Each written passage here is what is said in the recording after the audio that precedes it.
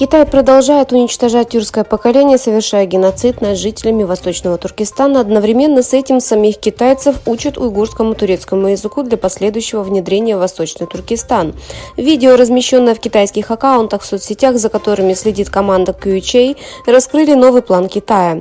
Китайцев обучают уйгурскому турецкому языку, чтобы со временем заменить уйгурских турок и увеличить китайское население в регионе Восточного Туркестана. В комментариях к видео, где китайцев, по-видимому, учат уйгурскому турецкому языку, отмечается, что учитель также был китайцем. Начиная с 30 января в столице США Вашингтоне Высший совет по международной свободе вероисповедания 2024 года обсуждает реализацию закона о предотвращении принудительного труда уйгуров и вопросы коллективной ответственности.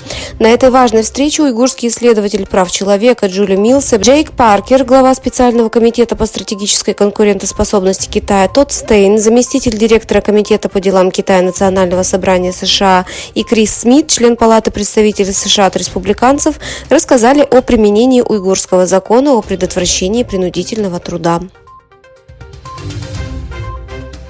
Федеральное бюро расследований США и Министерство юстиции якобы использовали постановление суда для устранения уязвимостей в подключенном к интернету устройстве, которое было центральным элементом китайской хакерской кампании, направленной на критически важную инфраструктуру США.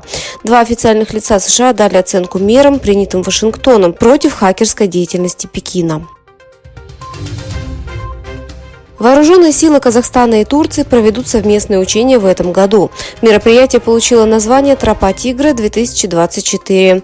Министерство обороны Казахстана отметило, что в течение этого года будет проведено большое количество международных учений.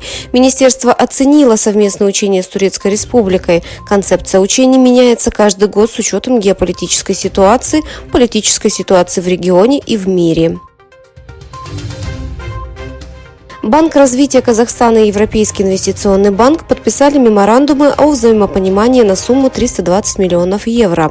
В конце января в Брюсселе в рамках глобального форума инвесторов «Ворота для транспортного сообщения ЕС Центральная Азия» между Банком развития Казахстана и Европейским инвестиционным банком был подписан меморандум о взаимопонимании на сумму 320 миллионов евро.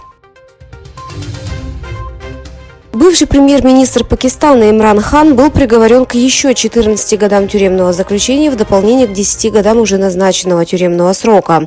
Задержанный экс-премьер-министр Пакистана Имран Хан, которому было запрещено участвовать в выборах, намеченных на 8 февраля, и его жена были признаны виновными по делу о коррупции.